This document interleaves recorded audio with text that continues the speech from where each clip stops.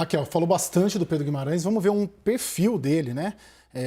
Um dos personagens, né? Dos dois personagens do dia. Temos dois personagens hoje aqui, o que caiu e a que subiu. E primeiro a gente vai falar do Pedro Guimarães, que a Raquel aqui já deu ali uma linha grande sobre esse perfil dele. Desde que assumiu o cargo, em janeiro de 2019, ele implementou uma agenda reformista, mas tinha uma pegada política muito forte, né? Não se cansava de criticar as gestões petistas e os escândalos envolvendo o banco em governos passados. Ele conciliou, portanto, ali na Caixa um perfil político, fortemente bolsonarista, a uma gestão liberal no banco baseada em concessão de crédito, na redução de despesas. No primeiro ano da presidência da Caixa, ele vendeu 15 bi e meio de reais em ativos, melhorando o balanço que saltou para um lucro de 14 bi e 700 milhões. E no ano passado ele apresentou um resultado ainda maior, lucro de 17 bi. A gestão dele ainda evitou as indicações políticas e blindou o banco estatal do Centrão. Agora, ele era muito próximo do presidente Jair Bolsonaro, participava com frequência das lives semanais, foi um dos únicos nomes do governo a passar férias ali com o presidente, com direito à pesca, passeio de lancha, por aí vai. E a gente separou aqui duas imagens simbólicas dessa relação. Olha aí, ó, isso aí foi em maio de 2019, Bolsonaro ganhou do Pedro Guimarães um crachá personalizado da Caixa, né? O presidente beijou o crachá, abraçou o Pedro Guimarães, dizendo que se tratava de um, abre aspas, um abraço hétero, com todo o respeito, fecha aspas. Pedro Guimarães também estava naquela comitiva que foi à Assembleia Geral da ONU em setembro do ano passado. Nessa outra imagem a gente vai mostrar agora aí, ó, ele junto com outros ministros, né, do lado de fora de uma pizzaria em Nova York. Esse registro ganhou repercussão, porque na época os restaurantes de Nova York exigiam comprovante de vacinação. E o presidente, que não está vacinado, estava ali comendo pizza na calçada. Agora, vamos um pouco falar da Daniela Marques, né? É importante pontuar, né? A sucessora. Ela não foi a escolhida apenas por ser uma mulher. Ela é uma das pessoas mais fortes de todo o governo, braço direito do Paulo Guedes, pessoa de extrema confiança do ministro da Economia. A Daniela se formou em administração pela PUC do Rio e ela possui um MBA em finanças pelo Instituto Brasileiro de Mercado de Capitais, o IBMEC. Trajetória na carreira é longa, atuou por 20 anos no mercado financeiro na área de gestão independente de fundo de investimentos. E também foi sócia fundadora e diretora de fundos de investimento, onde trabalhou com Paulo Guedes. Integra o governo desde 2019, quando foi nomeada ali chefe da assessoria especial de assuntos estratégicos do ministro Paulo Guedes. Bom, vamos voltar aqui para a nossa segunda roda de análise. Tem um monte de informação aqui para a gente tratar, mas, Thaís, de tudo isso aqui que a gente mostrou, um dos pontos que mais me chamaram a atenção, a gente vira e mexe, debate isso aqui no WW, essa dificuldade do presidente Jair Bolsonaro no voto feminino. Eu fui ver e a gente já conversou bastante sobre isso. Voto feminino, Lula, segundo o último Datafolha, Lula 49%, Bolsonaro 21%. E no voto masculino, o Lula tem 44% e o Bolsonaro tem 36%. 49-21 no voto feminino a favor do Lula contra o Bolsonaro. Thaís Arbex, por quê? Né? E qual que é a estratégia, se é que há uma estratégia para tentar virar, ou pelo menos reduzir essa distância? Lembrando que o eleitorado feminino é maior que o masculino no Brasil. A gente falou sobre isso essa semana aqui, Caio, no dia que o presidente anunciou que vai anunciar o general... Ai, me ajuda a lembrar o nome, esqueci completamente. Braga Neto. Como vice na chapa. Naquele dia a gente até falou sobre o fato de que a Tereza Cristina, ministra, ex-ministra da Agricultura, estava sendo cotada, mas que o presidente optou por um militar. E a gente sabe, por tudo que a gente ouve aqui em Brasília, o presidente não é uma pessoa que confia em mulheres. E isso, de certa forma, o eleitorado também vê, as mulheres também vê. As declarações do presidente, muitas vezes misóginas, elas ficam muito evidentes para esse eleitor. Mas um ponto que chama bastante atenção, é muito importante que a Daniela Marques não tenha sido escolhida só por ser mulher, mas que ela tenha sido escolhida também por ser mulher. E a gente sabe, sim, ela tem todos esses atributos, é uma técnica bastante respeitada e, mais do que isso, ela tem um traquejo político muito importante aqui em Brasília. Ela transita muito bem entre os políticos, no Congresso Nacional, nos tribunais superiores. Então, isso tudo pesa. Mas o que o governo queria ontem à noite ainda? Entendia que não bastava apenas a saída de Pedro Guimarães. Se dizia em demissão. Hoje ele acabou pedindo demissão por meio de uma carta numa contenção de danos ali.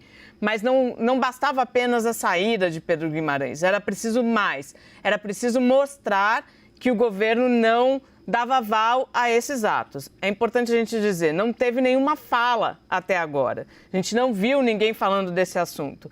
Mas tem um simbolismo muito importante o nome de Daniela Marques vir logo depois desse episódio. A ver como que é essa reação. Hoje eu ouvi de uma fonte muito próxima do presidente Jair Bolsonaro que é como se tivesse uma luta de boxe e já em rounds seguidos, o presidente Jair Bolsonaro no canto da corda, apanhando, mas ainda avaliam que ele ainda está vivo, que também se esses escândalos todos, essa crise, esse inferno astral que eu venho chamando, fosse em setembro, a situação poderia ser muito pior, a eleição liquidada, mas que ainda haveria algum espaço de recuperação para o presidente. Mas essa imagem, essa metáfora, né, que eles me colocaram, né, um presidente nas cordas, apanhando, mas em pé ainda, tentando, de alguma maneira, reagir. Raquel, a gente viu os dados do Pedro Guimarães, da gestão, uma gestão no aspecto financeiro positiva, sem avalizar nada, porque para mim também de nada adianta você ser um baita gestor,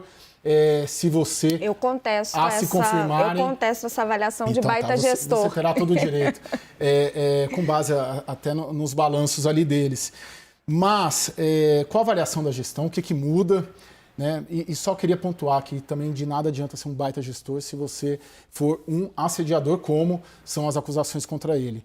Qual a sua avaliação da gestão e o que mudaria, né, do Pedro Guimarães para a Daniela Marques? Vamos lá, Caio. A gestão do Pedro tem méritos inegáveis à frente da Caixa, mas ele costuma se apropriar de todos esses méritos e não são só dele, aliás, não são principalmente dele na avaliação de muitas pessoas com quem eu conversei e acompanho bancos públicos há muito tempo. A Caixa saiu do governo do PT numa situação complicadíssima. Ela estava precisando de dinheiro do Tesouro Nacional para se manter de pé. E foi o ex-ministro Eduardo Guardia, hoje já falecido, junto com Ana Paula Vescovi, que era então secretária do Tesouro Nacional, que fizeram um rearranjo nas contas da Caixa Econômica Federal. O Pedro Guimarães sempre menciona que a Caixa Econômica, ele conseguiu que a auditora, PricewaterhouseCoopers, tirasse as ressalvas do balanço, mas, na verdade, quando o Eduardo Guardia e a Ana Paula Vescovi, a Ana Paula foi presidente do Conselho de Administração da Caixa, assumiram a gestão do banco, a Price sequer queria assinar o balanço. Então, Pedro já pegou um banco relativamente arrumado e colheu os louros de um trabalho que também é dele, mas que não era só dele. Sobre a Daniela, ela é uma profissional muito eficiente. O ministro Paulo Guedes é conhecido por se cercar de boas pessoas. Ela vem com ele desde a Bozano Investimentos, ela tem experiência no setor financeiro, ela tem predicados para ocupar esse cargo. Só que o principal desafio dela não vai estar na área financeira. O principal desafio dela está em descobrir o que deu errado na governança da Caixa e descobrir se eventualmente, e os relatos das vítimas indicam que sim, se tinham outras pessoas atuando junto com Pedro Guimarães, porque os assediamentos eram públicos, tem relatos das vítimas de frases inapropriadas envolvendo o presidente e outros diretores, então tem ali uma limpa para fazer no banco. Agora, é interessante, né, Thaís, que a Caixa, o Paulo Guedes consegue indicar sucessor da Petrobras, consegue indicar sucessor da Caixa Econômica Federal e, de certa maneira, bloquear ali, pelo menos aparentemente, pelo menos até agora, o avanço da política sobre esses bancos. É um Paulo Guedes mais empoderado e, na sua percepção, isso se mantém com a Daniela ali, uma blindagem política nessas áreas? Caio, talvez seja um pouco cedo para a gente falar de blindagem política, se Eu também acredito, como a Raquel disse, que vai haver uma série de mudanças ali. Agora há pouco, conversando com uma fonte aqui em Brasília, ela dizia que o clima hoje dentro da Caixa é de que é quase de que alívio, porque a gestão de Pedro Guimarães, baseada, forjada no assédio, ela era repisada em todos os níveis. Então, isso, segundo essa fonte, dá um alívio ali para a estrutura do banco. Sobre o ponto de vista político, a gente ainda não sabe quem exatamente que a Daniela vai colocar ali para ajudá-la. Não sei se estará completamente blindada do ingresso de políticos, mas como eu disse antes, Daniela é uma pessoa que sabe circular nesse meio, que conversa muito bem com o meio político. Embora tenha vindo também com o Paulo Guedes, ou seja, do mercado privado, da área privada para a gestão pública, de tudo que a gente ouve aqui em Brasília, é uma pessoa que conseguiu se adaptar muito bem, conseguiu entender o funcionamento dessa máquina política que é Brasília muito bem. Então, só para terminar e respondendo especificamente, não sei se está completamente blindada, mas o fato é que Daniela é considerada uma pessoa séria, Caio. Sempre a considerei, conheço ela, nós todos conhecemos a mulher mais poderosa deste governo, e é interessante a diferença de perfil, porque ela é low profile, ela é mais discreta, você não vê ela dar entrevista, você não vê ela falando, e o Pedro é mais, vamos dizer assim, mais aparecido, né? Mais exibido, mais para fora do que para dentro, como ela. Mas teve uma ocasião recente, né? A gente vai tentar entender aqui um pouco mais desse pensamento econômico da Daniela, e até político da Daniela Marques, porque no mês passado, a nova presidente da Caixa deu uma entrevista para mim e para o Márcio Gomes, aqui na CNN. Eu perguntei para ela qual era o saldo desse projeto liberal do Paulo Guedes no governo Bolsonaro. E vamos ver o que ela disse. A gente trabalhou desde o início num binômio econômico de controle de gastos e consolidação fiscal e reformas para o mercado para promover produtividade, competitividade, melhora do ambiente de negócio. Quando você passa que a gente fez essa consolidação fiscal, fez a reforma da Previdência, o nosso governo foi o primeiro governo que não aumentou despesa com pessoal na história, foi o primeiro governo que reduziu o cargo comissionado, foi o primeiro governo que reduziu dívida sobre PIB da entrada até a saída.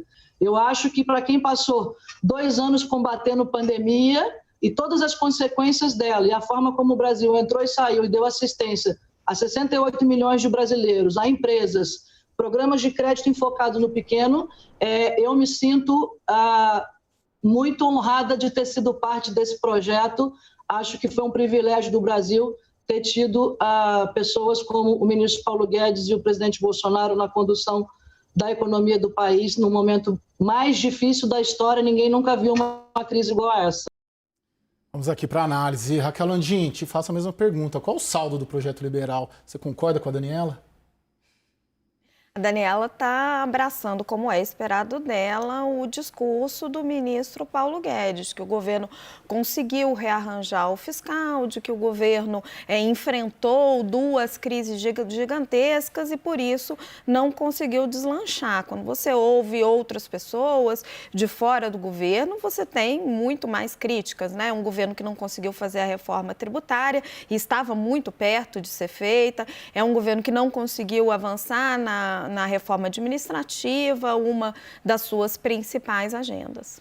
Tá bom. Agora, a resposta dela, da Daniela Marques, a uma pergunta um pouco mais política, né? Eu perguntei para ela, por que esse sucesso todo, né, segundo ela coloca, não foi materializado nas pesquisas, ou não está ainda materializado nas pesquisas de intenção de voto, que coloca o ex-presidente Lula na liderança com uma certa folga. Vamos ouvir o que ela respondeu. Eu não sou comentarista político, mas hoje você vê um dado de emprego, por exemplo. Então, assim, a resposta para isso está em comunicação, porque o Brasil sempre vem, as previsões são sempre, o ano que vem tem recessão, agora o próximo semestre tem recessão, então falavam que a gente ia cair 10, a gente caiu 3,9, depois subiu 4,6, esse ano está indo para uma estimativa de crescimento de 1,5, mas principalmente dados de emprego e renda muito fortes, então você tem investimentos contratados já de mais de 850 bilhões de reais para os próximos 10 anos, e a gente está lidando com um efeito de inflação que ainda é consequência da crise da Covid e dessa guerra, que tem uma concentração de esforços para lidar. Mas eu acho que, do ponto de vista econômico, o Brasil está indo muito bem, sim, e ainda que exista essa situação mais crítica de preço nesse momento, o que ainda é rescaldo da crise, você está vendo uma inflação acima da média no mundo inteiro, inclusive países desenvolvidos, você está vendo crise de combustível no mundo inteiro, não só no Brasil, e quando você compara o Brasil com os outros países da América Latina, Argentina, Bolívia, assim, os números são, a inflação na Argentina está acima de 50%. Então, assim, eu acho que a resposta está vindo. A inflação está num nível um pouco mais alto, mas o consumo e a renda também estão num nível mais alto. A atividade econômica vai compensar isso e a gente tem confiança nisso. Vamos voltar à análise. E aí, Thaís Arbex, problema, segundo a Dani Marques, é de comunicação. Você avalia que é por aí também? Também, né, Caio? Isso a gente não pode deixar de dizer que desde o dia 1 do governo Jair Bolsonaro, o que a gente ouve é que há um problema sério na comunicação. O presidente Jair Bolsonaro não consegue capitalizar nem mesmo as bandeiras positivas. Cito um programa que agora vai estar mais próximo da Daniela, porque é a Caixa que faz o pagamento, que é o Auxílio Brasil. O presidente até hoje não conseguiu transformar esse programa social num programa seu, num programa que ele deu, que ele colocou para essa população que mais precisa. Então, comunicação é um grande problema, mas tem uma série de variáveis que não podem ser ignoradas de forma nenhuma. Inflação é uma delas e mesmo comparação de dados, né? O eleitor hoje, ele está olhando para a situação que ele está vivendo hoje. Ele pensa muito no que ele vivia há alguns anos e faz comparação. E aí é essa comparação que pesa.